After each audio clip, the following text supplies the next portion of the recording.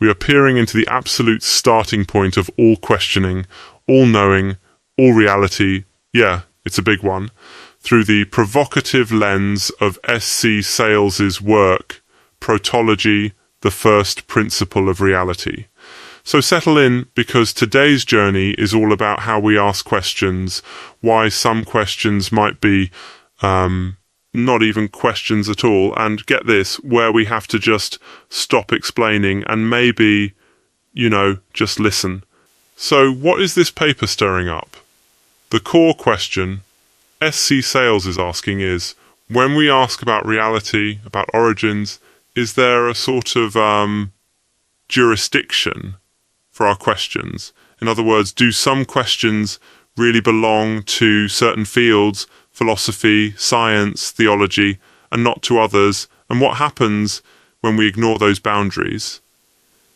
SAYLES is convinced that confusion in philosophy and theology often comes not because people gave bad answers, but because they started with the wrong kinds of questions.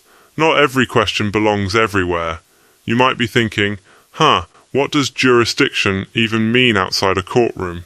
SAYLES uses it to mean, the legitimate scope of a kind of inquiry, so science investigates what can be weighed and measured. Philosophy thinks about meaning and logic. Theology asks about God and ultimate value.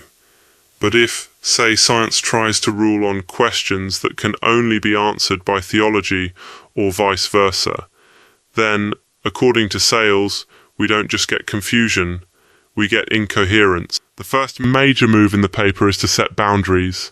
This is where protology, meaning the study of first things, comes in. SAYLES argues that questions like, what must be the case for anything to exist or be known at all, can't be answered with provisional answers or by endlessly tracing back through explanations. Instead, he says, there must be something ultimate, something uncaused, or the whole project of explanation just collapses into infinite regression. And for SAYLES, identifying this stopping point is crucial. He's not trying to answer everything, but to show where answers must end. That's pretty significant, right? Because it shakes up how we think about explanation. Like, at some level, he says you just have to rest in something being ultimate, or else your explanation never gets its feet on the ground. How does this work in practice? Well, here's the paper's crux. SAYLES says that, in the context of this work, Scripture is the ontological authority. That's a fancy phrase, but basically, SAYLES means, within this argument, Scripture defines what's first, what grounds reality, and what names meaning, not that Scripture is against reason or science, but that, when we're talking about what is first, Scripture isn't justified by science or reason. It's actually what allows reason and science to make sense at all. You might be thinking, wait, does this just mean take it on faith and stop thinking? But SAYLES anticipates that, insisting he's not doing fideism, blind faith, but describing an unavoidable structure. If something is ultimate, you just can't validate it with something higher, or else it's not ultimate anymore. In a really interesting methodological twist, SAYLES structures his work in two books, one precise, propositional about boundaries, the other more narrative about revelation, content, and story. That might sound weird at first, but he's trying to show that how we talk about grounding reality is not the same as how we talk about what's revealed afterward. There's a kind of humility here, a refusal even to answer malformed questions. Frustrating, maybe, but just maybe it's honest too.